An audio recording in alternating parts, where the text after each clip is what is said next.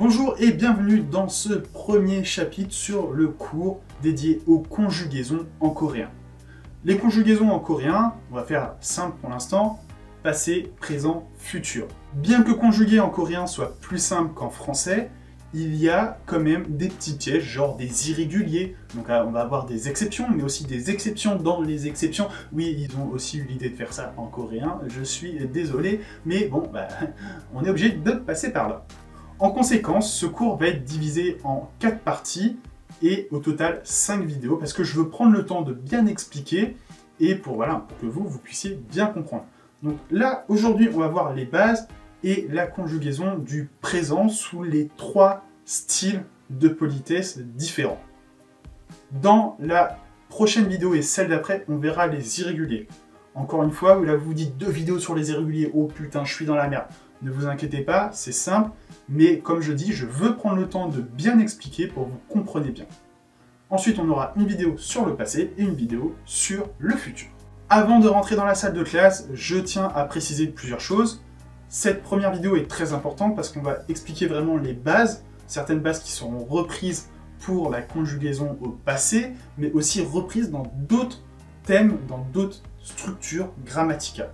Donc, prenez votre temps, si vous devez repasser certains passages, repassez-les. Si vous préférez avoir le cours en écrit, je vous rappelle, dans tous les cours de la chaîne, dans la description, il y a un lien qui renvoie sur une version écrite de ce cours, et c'est totalement gratuit, pas de souci là-dessus. D'ailleurs, on m'a demandé des versions PDF, je travaille dessus, c'est pas encore disponible, mais ça va arriver. Je vous invite aussi à vous abonner à la chaîne et à partager, c'est vraiment ce qui m'aide le plus, ce qui me soutient le plus, donc merci énormément à tous ceux qui le font. Je vous annonce aussi quelque chose d'important, pour vous entraîner afin de pratiquer, je vais publier un cahier d'exercices. Alors il va arriver je pense début septembre, mi-septembre peut-être, mais voilà, encore une fois, abonnez-vous à la chaîne, mettez la cloche pour ne pas rater la vidéo d'annonce, et aussi tout simplement les autres vidéos de ce cours et mes autres vidéos sur la Corée du Sud. Allez, trêve de bavardage, on passe tout de suite au cours. En coréen, ce qui est bien, c'est qu'il n'y a pas de changement. Lorsque vous conjuguez un verbe, peu importe le sujet, la terminaison sera la même. Pour prendre un exemple, le verbe manger, 먹다, donne 먹어 au présent, au style courant. Que ce soit je, tu, il, nous, vous, il, elle, eux, les passants, la cabane au fond du jardin, c'est pareil. Le passé lui aussi aura sa propre conjugaison et le futur la sienne. Mais nous les étudierons dans les chapitres dédiés, pas de précipitation.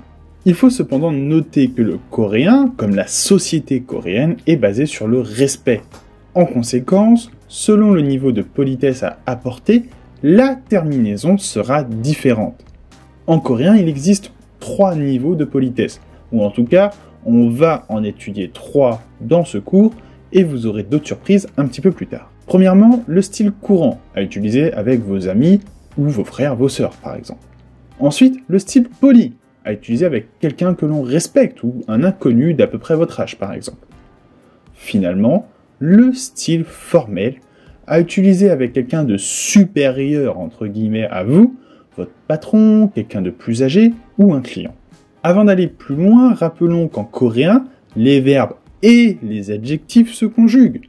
Si vous ne le savez pas, je vous invite à consulter ma vidéo « Comment structurer une phrase en coréen ».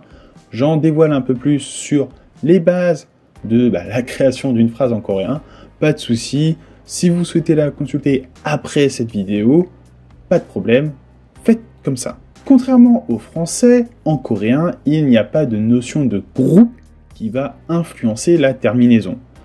Cependant, il y a quelque chose d'un petit peu similaire.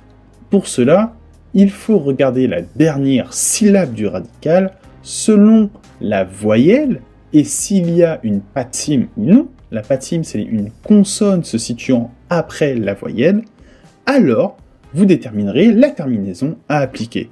C'est, je dirais, le plus compliqué à assimiler. Si vous retenez cela, vous surferez sur le reste. Voici la terminaison applicable selon la dernière voyelle du radical. Si c'est A ou OU, il faudra appliquer A. Si c'est OU, I, O, YO, et quasiment l'entièreté des autres voyelles existant en coréen, il faudra appliquer O. Si votre verbe ou votre adjectif termine par ha, enfin le radical termine par ha, alors il faudra appliquer yo. Ainsi, pour vous donner deux exemples simples, mokta, la dernière syllabe est o, alors la conjugaison est mogo. Takta, signifiant frotter, la voyelle du radical est a, donc cela se conjugue taka. Vous pouvez retenir cela assez simplement. A et O sont accompagnés de A. Pour tout le reste, c'est O. Ha étant un cas spécial, je vais expliquer cela très bientôt. Cependant, en coréen, un grand nombre de verbes et d'adjectifs ont un radical se terminant par une voyelle. Vous verrez d'ailleurs énormément de hada. Dans ces cas-là, il ne faut pas ajouter simplement la terminaison après le radical, comme nous l'avons fait pour les deux précédents exemples. Il faudra réaliser une petite contraction, dont voici un tableau récapitulatif. A, donc on utilise A, cela se contracte A. Manada, cela ne devient donc pas manaa, mais manna. O, on applique donc A, cela devient wa. Oda, qui signifie veut dire, ne devient pas o-a, mais wa. Avec ou, vous appliquez o. Cela devient wa. Chumchuda, danser, chumchua. Avec o, vous appliquez o. Cela devient o. Konnoda, konno. Avec i, vous appliquez o. Cela devient yo. Mashida, boire, mashio. Avec ha, vous appliquez yo. Cela devient he. Yolihada, cuisiner, yolihe. Un petit tips, sachez qu'il y a énormément de verbes et d'adjectifs terminant par hada. En fait, hada, ça veut dire faire. Et souvent, ce qui se trouve, enfin tout le temps même, ce qui se trouve avant hada, c'est en fait tout simplement un mot. Et on fait ce mot. Yoli signifie la cuisine. On fait la cuisine. Donc le verbe cuisiner. Si vous vous dites, oh punaise, il y a trop de choses là, oh là là, il y a des mots de partout, des verbes, des adjectifs, des trucs, je ne comprends rien, je ne connais pas ces mots, vas-y doucement garçon, je commence le coréen. Je te comprends. Je te comprends totalement. Alors, il y a déjà deux choses. Premièrement, il y a la barre, tu appuies sur la barre d'espace, ça met la vidéo en pause, tu peux prendre tes notes tranquillou bilou. Deuxièmement, si tu veux apprendre du vocabulaire de coréen, tu vas en description, il y a un lien qui te permet tout simplement d'apprendre du vocabulaire de coréen gratuitement. C'est moi-même qui développe le système, donc il n'y a pas de souci, c'est safe. Et en plus, tu as des audios. Donc tu peux pratiquer ton écoute et t'entraîner à l'oral. Voilà, c'était la petite annonce. On retourne au cours. Nous présentons cela comme une contraction, parce que d'un point de vue purement grammatical, dans le cadre de cuisiner, dire yolihayo est correct. Mais clairement, personne n'utilise cela. N'essayez même pas de le dire en mode oui, moi je maîtrise bien le coréen, vous passerez pour un teubé. Ça peut à la rigueur exister dans certains documents officiels, dans certains trucs, mais non, ne l'utilisez pas, personne ne l'utilise, ça a clairement disparu, c'est une contraction qui est réalisée pour simplifier la prononciation. D'ailleurs, pour terminer avec hada, je disais que c'est un peu spécial parce qu'en tout cas, de mémoire active, je ne peux pas citer de verbe ayant son radical terminant par ha et ayant une patime. Par exemple, hakta. Honnêtement, je n'en vois aucun.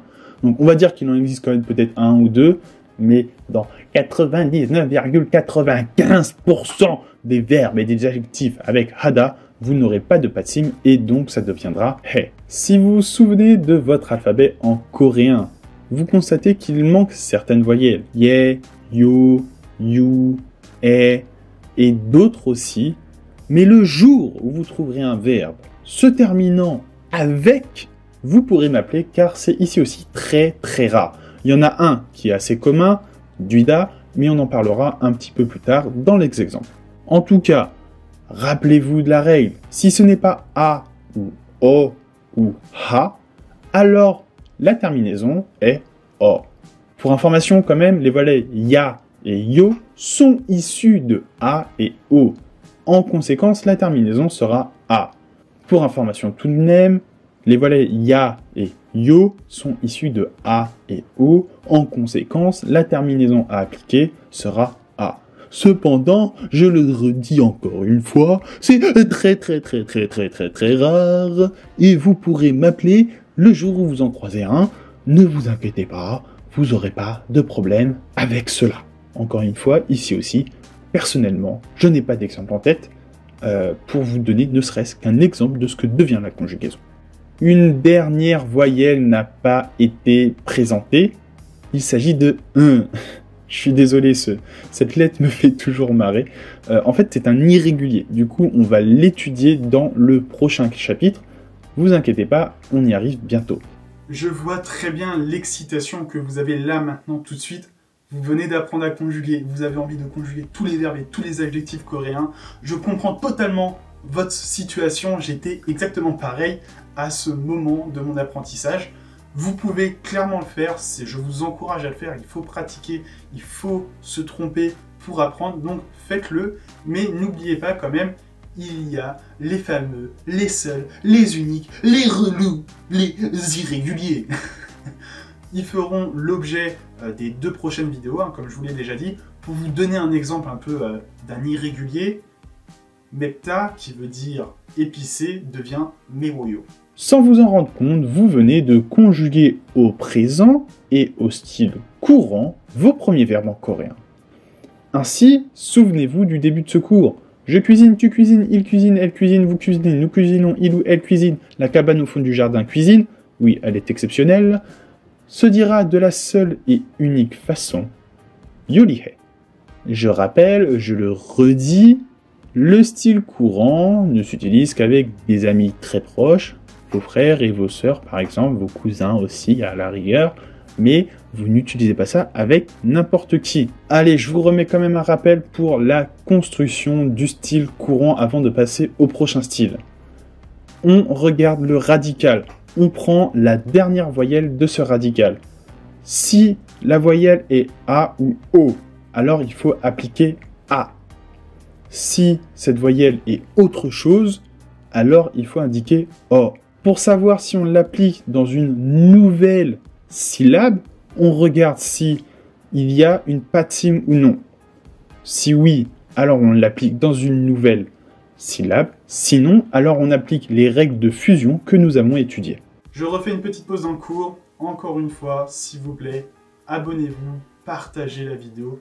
Et si vous avez des questions, mettez-les dans l'espace commentaire. Il n'y a pas de mauvaises questions, ne vous inquiétez pas. Le style poli correspond à un style de langage utilisé avec une personne que vous respectez, un collègue du même rang que vous par exemple, ou une personne que vous ne connaissez pas spécialement.